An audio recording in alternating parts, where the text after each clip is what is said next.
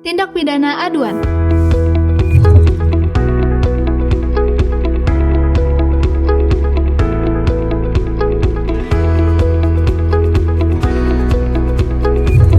Pernahkah Anda mendengar istilah delik aduan atau tindak pidana aduan? Berbeda dengan tindak pidana umum atau delik biasa, polisi bisa langsung bertindak begitu ada kejadian, meski korban tidak melapor. Tapi, dalam tindak pidana aduan atau delik aduan, hukum hanya bisa berjalan jika ada permintaan dari pihak yang dirugikan, atau korban. Atau pelaku tindak pidana hanya dapat dituntut atas dasar pengaduan. Contohnya, tindak pidana perzinahan di pasal 411 KUHP, tindak pidana kohabitasi atau hidup bersama di pasal 412 KUHP, dan tindak pidana penghinaan ringan pasal 436 KUHP. Siapa saja yang boleh melapor? Yang berhak mengadu adalah korban tindak pidana itu sendiri. Jika korban belum berusia 16 tahun, maka orang tua atau walinya yang berhak mengajukan pengaduan. Jika orang tua atau walinya tidak ada, atau orang tua atau walinya itu sendiri yang harus diadukan, pengaduan dilakukan oleh keluarga sedarah dalam garis lurus, yaitu orang yang memiliki pertalian darah langsung atau keturunan langsung, yaitu orang tua dan anak, kakek atau nenek dan cucu.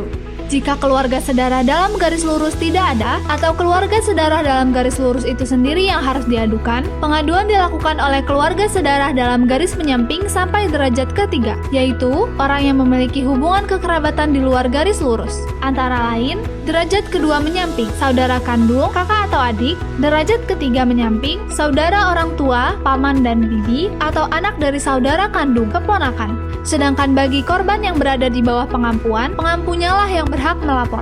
Pengampu adalah orang atau pihak yang ditunjuk secara sah, baik oleh pengadilan maupun undang-undang, untuk mengurus kepentingan, perlindungan, dan harta kekayaan seseorang yang dianggap tidak cakap hukum, atau kurandus, karena kondisi mental, fisik, atau keborosan, atau orang yang tidak mampu memenuhi kewajiban nafkah.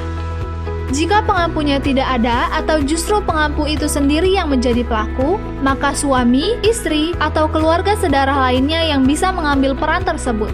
Jika korban meninggal dunia sebelum sempat mengadu, maka hak mengadu diberikan kepada keluarga terdekat, yaitu orang tua, anak, suami, atau istri korban. Pengaduan tidak boleh dilakukan jika, sebelum meninggal, korban secara tegas menyatakan tidak menghendaki perkara tersebut dituntut, yang artinya keinginan korban tetap menjadi prioritas utama.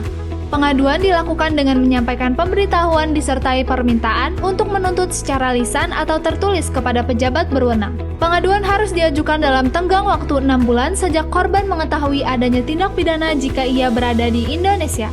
Jika korban berada di luar negeri, waktunya lebih panjang yakni 9 bulan. Jika batas waktu tersebut terlewati, pengaduan tidak dapat diproses, sehingga korban kehilangan kesempatan hukum untuk menuntut pelaku. Pengaduan dapat ditarik kembali dalam waktu 3 bulan terhitung sejak tanggal pengaduan diajukan. Setelah ditarik, pengaduan yang sama tidak boleh diajukan untuk kedua kalinya. Gugurnya kewenangan penuntutan karena ditariknya pengaduan bagi tindak pidana aduan. Aturan ini memberikan ruang bagi penyelesaian kekeluargaan atau keadilan restoratif. Itulah alur tindak pidana aduan dalam KUHP baru. Memahami hak dan prosedur pelaporan adalah langkah awal melindungi dan lebih menghargai hak korban demi menjaga harmoni sosial.